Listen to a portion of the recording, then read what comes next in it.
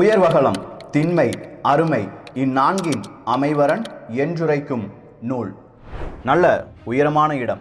எதிரிகளால் அவ்வளோ சீக்கிரமா அந்த உயரத்துல ஏற முடியாது.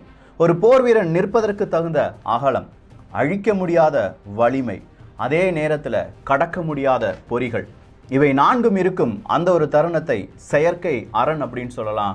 அப்படிப்பட்ட கோட்டை இருந்தால் அதுதான் ஒரு நாட்டுக்கு மிக முக்கியமான அரணாக கருதப்பட வேண்டும் அப்படின்னு சொல்லி திருவள்ளுவர்கள் சொல்லுகிறார்கள். டாக்கா பங்களாதேஷினுடைய தலைநகரம். இதை பிடிச்சிட்டா போதும், இந்த யுத்தத்தில் நம்ம ஜெயிச்சிடலாம் அப்படின்னு சொல்லி இந்தியாவின் சார்பாக இருக்கக்கூடிய பங்களாதேஷ் இராணுவ வீரர்கள் இதை பிடிக்க விட்டுறக்கூடாது, இதை பிடிச்சிட்டாங்கன்னா நம்ம கைமீறி இந்த போர் முடிந்து விடும் அப்படின்னு சொல்லி பாகிஸ்தான் ரொம்ப படபடப்புடன் செயல்படுகிறது. தலைநகரத்தை பிடித்தார்களா? ஈஸ்ட் பாகிஸ்தான் வெஸ்ட் பாகிஸ்தான் அப்படிங்கிற இந்த யுத்தம் ரஷ்யா அமெரிக்கா யுத்தமாக மாற நினைத்தது. இது எப்படி? இது ரா பாகம் 17. அன்பு தமிழஞ்சங்களுக்கு தமிழ் பொக்கிஷத்தின் வணக்கங்கள்.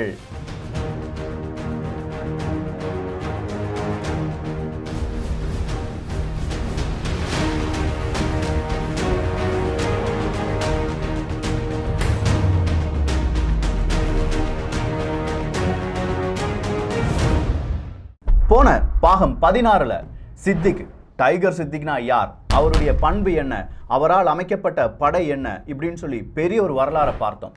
பார்க்காத நபர்கள் இந்த ஐ பட்டன்ல அந்த லிங்கை தாரேன், பார்த்து விடுங்கள். கீழே நம்முடைய டெஸ்கிரிப்ஷன் பாக்ஸ்லயும் இருக்கு. ஸோ இந்த மாதிரியான ஒரு யுத்தம், இல்லாட்டி இந்த மாதிரியான பலவிதமான நபர்களை கூட்டி ஒரு யுத்தம் செய்ய வேண்டும் அப்படின்னு சொல்லி ரா அமைப்பு சொல்லுகிறது. ஆனால் இப்படி சொல்வதற்கு காரணம் டாக்கா அப்படிங்கிற அந்த தலைநகரத்தை பிடிப்பது மட்டும்தான் நம்முடைய இலக்கா இருந்தது. அது நம்முடைய இராணுவ ஜெனரலாக இருக்கட்டும், இல்லாட்டி ஆர்என்கோ அவர்களாக இருக்கட்டும், இந்திரா காந்தி அவர்களாக இருக்கட்டும், எல்லாருமே ஒரே முனைப்புடன் செயல்படுகிறார்கள். இந்த யுத்தத்தை ஐநா சபைக்கு வெஸ்ட் பாகிஸ்தான் கொண்டு போய்விடும். அப்படி கொண்டு போயிட்டாங்கன்னா சமாதான உடன்படிக்கை ஏற்பட்டு விடும். கொண்டு போக விடக்கூடாது. கொண்டு போறதுக்கு முன்னாடி தலைநகரத்தை பிடித்தெடுத்து விட்டோம் என்றால் இந்த யுத்தம் நமக்கு சாதகமாக மாறும் அப்படிங்கிறது மட்டும்தான் இவங்க போடுற கணக்கு. உங்களுக்கு புரியுற மாதிரி சொல்லணும்னா, காபூல் ஆப்கானிஸ்தானுடைய தலைநகரம்.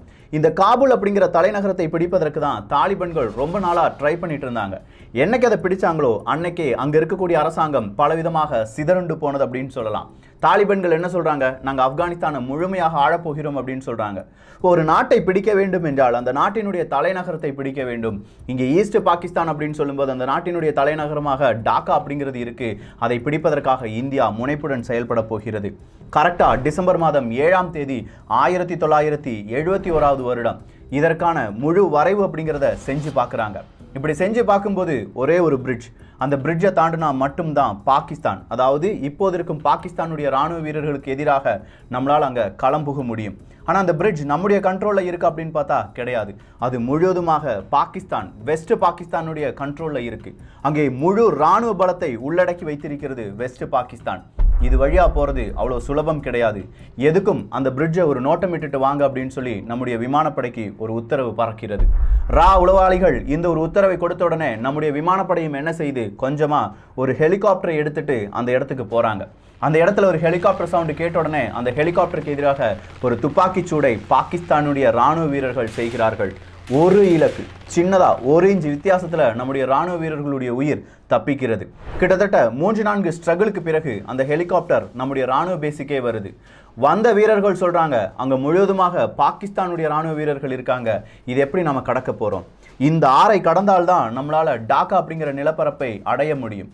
நிப்பாட்டு, டாக்கா அப்படிங்கிற நிலப்பரப்பை அடைவதற்கு இந்த ஆறுகளை கடக்க வேண்டுமா? வேற சாலை வசதிகளே கிடையாதா? ஈஸ்ட் பாகிஸ்தான் வழியா போய் இல்லாட்டி நம்முடைய விமானப்படையை ஏவி இப்படி எதுவுமே செய்ய முடியாதா அப்படிங்கிற கேள்வி உங்களுக்குள் வரலாம். ஒரு யுத்தம் வந்துருச்சுன்னு வச்சுக்கோங்களேன். அந்த யுத்தத்துல நம்ம நாடு இல்லாட்டி எதிரி நாடு, இது யாரா வேணாலும் இருக்கலாம், அவங்க ஒரு இடத்தை பிடிச்சிட்டாங்கன்னா அந்த இடத்தை சுற்றி இருக்கக்கூடிய பெரிய பெரிய சாலைகள், பிரிட்ஜஸ், பாலங்கள் இது எல்லாத்தையுமே உடச்சி விட்டுருவாங்க. ஏன்னா எதிரி நாட்டவர்கள் அந்த வழியாக வந்துவிடக்கூடாது அப்படிங்கிறதுக்காகத்தான். ஸோ அவங்களுடைய ப்ராசஸை கொஞ்சம் ஸ்லோ பண்ணுறதுக்காக சாலை வசதிகள் எல்லாமே துண்டாக்கி விட்டார்கள் இந்த வெஸ்ட் பாகிஸ்தானை சேர்ந்த இராணுவ வீரர்கள். இந்தியாவுக்கு இருக்கக்கூடியது ஒரே ஒரு விஷயம்தான், இந்த பிரிட்ஜ் வழியாகத்தான் கடந்து செல்ல வேண்டும். ஸோ இதை கொஞ்சமா கெஸ் பண்ண பாகிஸ்தான், அதாவது வெஸ்ட் பாகிஸ்தான் என்ன செய்யறாங்கன்னா அந்த பிரிட்ஜை குண்டுகள் வைத்து அழிக்கிறார்கள். இந்த பிரிட்ஜை நோட்டமிடத்தான உன்னுடைய ஹெலிகாப்டர் வந்துச்சு, இந்த பிரிட்ஜே இல்லை, இப்போ என்ன செய்ய போற அப்படிங்கிற ஒரு கேள்வி இந்தியாவுக்கு எதிராக திரும்புகிறது. ஆனால் டிசம்பர் 8, 1971 இந்தியா செய்தது, நம்மகிட்ட தான் ஹெலிகாப்டர் இருக்கே, இந்த ஹெலிகாப்டர்ல நம்முடைய ராணுவ வீரர்களை ஒரு பக்கத்திலிருந்து இன்னொரு பக்கத்துக்கு கொண்டு செல்வோம் அப்படிங்கிற பிளானை போடுறாங்க. இந்த ஆபரேஷனுக்கு பெயர் என்ன அப்படின்னு கேட்டிங்கன்னா ஆபரேஷன் மெக்னா ஹெலி பிரிட்ஜ் அப்படிங்கிறது தான். இந்த மெக்னா ரிவர் அப்படிங்கிற அந்த ரிவரை தான் கடக்க போகிறோம். ஆனால் இந்த ஆபரேஷனில் இருக்கக்கூடிய மிக முக்கியமான பிரச்சனை என்ன அப்படின்னு கேட்டிங்கன்னா, ஒரு ஹெலிகாப்டர் அப்படின்னு சொல்லும்போது கிட்டத்தட்ட 14 to 15 நபர்களை மட்டுமே உள்ளடக்க முடியும். அந்த நபர்கள் முதல் தடவையாக செல்லும்போது நேரடியாக எதிரி நாட்டவர்களுடைய அந்த குகைக்குள்ளே செல்கிறார்கள். ஸோ அங்கே வரக்கூடிய அந்த நம்முடைய ராணுவ வீரர்களுக்கு இல்லாட்டி பங்களாதேஷை சார்ந்த ராணுவ வீரர்களுக்கு என்ன வேணாலும் நிகழலாம். நமக்கான ஆயுதங்களாக இருக்கட்டும், இல்லை நமக்கான ஃபுட்டாக இருக்கட்டும், இது எல்லாமே ரேஷன் மாதிரி தான். மிகவும் குறுகிய அளவு மட்டும்தான் நம்மளால் எடுத்து செல்ல முடியும். இப்படி ஒரு இக்கட்டான நிலைமை இருக்கும்போது தான் இதை பற்றிலாம் கவலை கொள்ளாதீர்கள், நம்மளால் முடியும் அப்படின்னு சொல்லி நம்முடைய ராணுவ ஜெனரல்ஸ், அங்கே இருக்கக்கூடிய கமாண்டர் ஆஃபீஸர்ஸ் எல்லாருமே ஒரு தைரியத்தை கொடுத்து நம்முடைய ஹெலிகாப்டர் அப்படிங்கிறது வரவழைக்கப்படுகிறது. இந்த ஆபரேஷனுக்கு தலைமையாக இருக்கக்கூடியவர் சாகத் சிங் அவர்கள் தான். ஸோ சாகத் சிங் அவர்களுடைய வலியுறுத்தலின் பெயரில் ஹெலிகாப்டர் வருது. 14 to 15 நபர்கள், அவங்களுக்கு தேவையான ஆயுதங்கள், அவங்களுக்கு தேவையான சாப்பாடு, இது எல்லாமே எடுத்து சென்று இந்த ஒரு விமானம், இந்த ஹெலிகாப்டர் ஒரு இடத்துலேருந்து இன்னொரு இடத்துக்கு அந்த ரிவரை கிராஸ் பண்ணி அவங்களை கொண்டு விடுறாங்க. அடுத்த 36 மணி நேரம் கிட்டத்தட்ட 100 to 400 முறை இந்த ஹெலிகாப்டர் பறந்திருக்கும். 700 to 1000க்கும் அதிகமான ராணுவ வீரர்களை நம்ம எதிரி நாட்டினுடைய குகைக்கு அனுப்பினோம் அப்படின்னு சொல்லலாம். வேர்ல்டு வார் 2, இரண்டாவது உலக யுத்தத்திற்கு பிறகு ஒரு ஹெலிகாப்டரால் இல்லாட்டி விமானப்படையால் ஒரு நாட்டிலிருந்து வேறொரு நாட்டுக்கு இத்தனை ராணுவ வீரர்களை கொண்டு செல்வது இதுதான் முதல் முறை. இரண்டாவது உலக போருக்கு பிறகு இந்தியா செய்யும் மிக முக்கியமான ஒரு ஆபரேஷனும் இது அப்படின்னு சொல்லலாம். ஏன்னா நேரடியாக நம்ம களம் காண்பது எதிரி நாட்டவர்கள் அப்படின்னு சொல்லலாம். ஸோ எதிரி நாட்டுக்குள்ளே போயிட்டோம், அடுத்ததான் நம்ம என்ன செய்யணும், நமக்கு தேவையான ஆயுதங்கள் எல்லாமே கொண்டு வர வேண்டும். இப்போ மட்டும் கிட்டத்தட்ட 51 டன்னுக்கும் அதிகமான வெடிபொருட்களை, ஆயுதங்களை நாம டாக்கா பகுதிகளுக்கு கொண்டு சென்று விட்டோம் அப்படின்னு சொல்லலாம். இப்போ யுத்தம் நடக்குது. ஏன்னா நம்ம ட்ரூப்ஸ் அங்கே இருக்காங்க, கொஞ்சோண்டு ட்ரூப்ஸ் அந்த பிரிட்ஜை பாதுகாத்து கொண்டு இருக்கிறார்கள். அவங்களுக்கும் நம்ம நாட்டு ராணுவத்திற்கும் பங்களாதேஷ் ராணுவ வீரர்களுக்கும் ஒரு யுத்தம் நடக்குது. அந்த யுத்தத்தில் நம்ம வீரர்கள் ஜெயிக்கிறாங்க, டாக்காவின் அருகில் சென்று விட்டோம். அடுத்ததாக இருக்கிறது தான் டான்ஜெயில் அப்படிங்கிற ஒரு பகுதி. இந்த டான்ஜெயிலை நம்ம பிடிக்கணும்னா மறுபடியும் நமக்கு விமானப்படை தேவைப்படுகிறது. பாராஷூட் வழியாக குதிக்கக்கூடிய வீரர்கள் தேவைப்படுகிறார்கள். இந்த வீரர்கள் சாதாரணமாக களம் புகுந்தால் போதாது, நிறைய வீரர்களாக இருக்கணும். சொல்லப்போனால் இப்போ ஷங்கர் படம் பார்க்குற மாதிரி பிரம்மாண்டமான ஒரு கட்டமைப்பாக இருக்க வேண்டும். அதை பார்க்கும் நபர்கள் பயப்பட வேண்டும் அப்படிங்கிற ஒரு அறிவிப்பு ஆரன் கவ் அவர்களிடமிருந்து கொடுக்கப்படுகிறது. ஏன்னா அங்கே இருக்கக்கூடிய இந்த டான்ஜெயில் பகுதிகளாக இருக்கட்டும், டாக்கா பகுதிகளாக இருக்கட்டும், இந்தியா கொடுத்த குடைச்சல் காரணமாக கொஞ்சோண்டு ராணுவ வீரர்களை மட்டுமே நிலைநிறுத்தி இருக்கிறது வெஸ்ட் பாகிஸ்தான். அவங்க பயத்தாலேயே சாக வேண்டும், சைக்காலஜிக்கல் வார்ஃபேர் செய்ய வேண்டும் அப்படின்னு சொல்கிறாங்க. இதுக்காகத்தான் டைகர் சித்திக் போன்ற நபர்கள் பயன்படுத்தப்பட்டார்கள் அப்படிங்கிறதும் வேறொரு வரலாறு பாகம் 16 நம்ம பார்த்தோம். நம்ம நினைச்ச மாதிரியே டான்ஜெயில் அப்படிங்கிற அந்த ஒரு ஏர் டிராப்பும் சக்சஸ்ஃபுல்லாக முடியுது. 1000க்கும் அதிகமான ராணுவ வீரர்களை டான்ஜெயில் அப்படிங்கிற நிலப்பகுதிக்கு கொண்டு சென்றோம். எல்லாமே பாராஷூட்லேருந்து குதித்தார்கள் அப்படிங்கிற செய்தி அடுத்த நாளே ஒளிபரப்பு செய்யப்படுகிறது. அதாவது டிசம்பர் மாதம் 12ஆம் தேதி. ஸோ டிசம்பர் மாதம் 12ஆம் தேதியே ஒரு உண்மை புரிஞ்சிருச்சு பாகிஸ்தானுடைய ராணுவ வீரர்களுக்கு, இதுக்கு மேலே இந்தியாவை சமாளிக்க முடியாது. எந்த பக்கம் அணை போட்டாலும் அதை உடச்சிட்டு உள்ளக்க ஈஸியாக வந்துடுறாங்க, இவங்களை எப்படி சமாளிக்கலாம் அப்படின்னு சொல்லி கொஞ்சம் பேர் யோசிச்சுட்டு இருக்கும்போது தான் அமெரிக்காட்டிருந்து நமக்கு உதவிகள் கிடைக்கும் அப்படின்னு சொல்லி 2 ராணுவ வீரர்கள் பேசிக்கொள்கிறார்கள். அப்போ இன்னொரு ராணுவ வீரர் சொல்றாரு, உனக்கு விஷயம் தெரியாதா அப்படின்னு சொல்லி. என்னடா விஷயம் அப்படின்னு சொல்லி கேட்கும்போது தான் டிசம்பர் 10ஆம் தேதியே அமெரிக்கா நமக்கு மிகப்பெரிய ஒரு ராணுவ கப்பலை அனுப்புகிறதாக சொன்னார்கள். இந்த செய்தி எப்படியோ இந்தியாவுக்கு தெரிந்து விட்டது அப்படிங்கிற ஒரு இன்ஃபர்மேஷன் கிடைக்குது. ஸோ டிசம்பர் 10ஆம் தேதி என்ன நடந்தது? இப்போ நம்ம 12ஆம் தேதியில் இருக்கோம்ல, 2 நாட்களுக்கு முன்னாடி அப்படியே டைம் டிராவல் பண்ணி பார்க்க போனால் ரா அப்படிங்கிற நம்முடைய உளவமைப்புக்கு சின்னதாக ஒரு செய்தி கிடைக்குது. அதாவது டிசம்பர் மாதம் 10ஆம் தேதி அமெரிக்காவினுடைய USS என்டர்பிரைஸ் அப்படிங்கிற விமானம் தாங்கி கப்பல், 75,000 டன் எடை கொண்ட அணுசக்தியால் இயங்கக்கூடிய விமானம் தாங்கி கப்பல் இந்தியாவின் பக்கம் வரப்போகிறது, பங்களாதேஷின் பக்கம் வரப்போகிறது அப்படிங்கிற அந்த செய்தி தான். எதுக்காகடா USS என்டர்பிரைஸ் இங்கே வருது அப்படின்னு சொன்னால் அமெரிக்கா சொல்லக்கூடிய விளக்கம், பங்களாதேஷ்ல இருக்கக்கூடிய அமெரிக்கர்களை காப்பாற்ற வருகிறோம் அப்படிங்கிறது. ஆனா அங்க இருக்கக்கூடிய அந்த விமானம் தாங்கி கப்பல்ல 70க்கும் அதிகமான விமானத்தை கொண்டு வந்தது அமெரிக்கா. சோ பங்களாதேஷ்ல இருக்கக்கூடிய அமெரிக்கர்களை நாங்க காப்பாற்ற வருகிறோம் அப்படிங்கிற பெயரில் பாகிஸ்தானுக்கு தேவையான, பாகிஸ்தானுடைய ராணுவ வீரர்களுக்கு தேவையான வெடிபொருட்கள், அவங்களுக்கு தேவையான அதிநவீன ஆயுதங்கள் இதெல்லாமே கொண்டு வருவதற்கான திட்டத்தில் இருந்தது அமெரிக்கா. அமெரிக்காவுக்கு கொஞ்சமா சப்போர்ட் கொடுப்பதற்காக இன்னொரு பக்கத்துல இருந்து பிரிட்டிஷனுடைய விமானம் தாங்கி கப்பல் ஈகிள் அப்படிங்கிற கப்பலும் இந்தியா பக்கம் வருகிறது அப்படிங்கிற செய்தி ரா அமைப்புக்கு கிடைக்குது. 1971 ஆகஸ்ட்ல தான் இந்த மாதிரி பிரச்சனைலாம் வரும் அப்படின்னு சொல்லி இந்தியாவும் ரஷ்யாவும் ஒரு உடன்படிக்கையில கையெழுத்து போட்டிருந்தாங்க.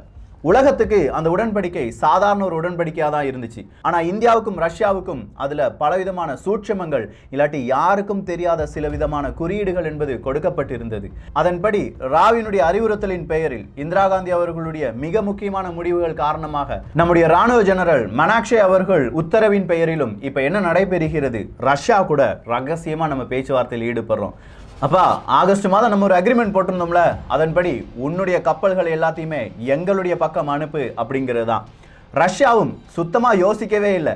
ஏன்னா பிரிட்டிஷ், அமெரிக்கா இவங்க எல்லாம் ரஷ்யாவுக்கும் எதிரி தான். பாகிஸ்தானை எப்படியாவது அழித்து விடுவார்கள் இந்தியா அப்படிங்கிறது ரஷ்யாவுக்கு தெரியும். இந்த நேரத்தில் இந்தியாவுக்கு நம்ம உதவியா இருக்க வேண்டும் அப்படின்னு சொல்லி ரஷ்யா என்ன செய்யறாங்க, அவங்களுடைய அணுசக்தியில் இயங்கக்கூடிய கப்பல்கள், பலவிதமான கப்பற்படை அப்படிங்கிறத அனுப்பி வைக்க ட்ரை பண்றாங்க. இந்த செய்தி நேரடியா யாருக்கு போகுது, அமெரிக்காவுக்கு போகுது, பிரிட்டிஷுக்கு போகுது. இது என்னடா வேர்ல்டு வார் லெவலுக்கு போகுது அப்படின்னு சொல்லி அமெரிக்காவும் பிரிட்டிஷும் ஒரு கணம் யோசிக்கிறாங்க. இதுக்கு மேலேயும் நம்முடைய கப்பலை இந்தியாவின் பக்கம், பங்களாதேஷின் பக்கம் திருப்ப வேண்டுமா?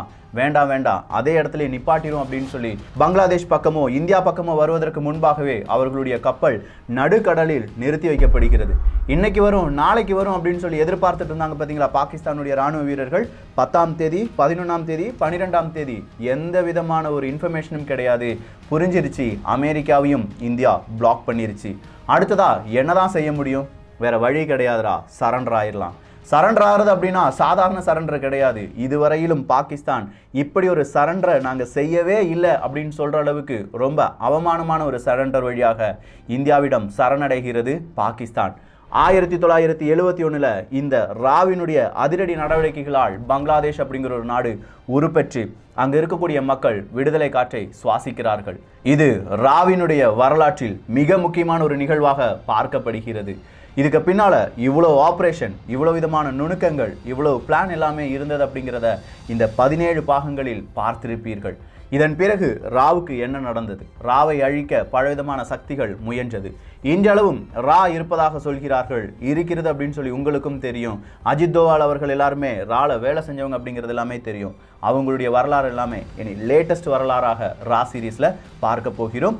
வர்ற சனிக்கிழமை அடுத்த பகுதி வெளியாகும் என்பதை தெரிவித்துக் கொள்கிறேன். இந்த காணொளி பற்றிய உங்களுடைய கருத்துக்கள் இங்கே வரவேற்கப்படுகின்றன. அடுத்த காணொளி ராவை அழிக்க நினைத்த இந்திய அரசியல்வாதிகள்.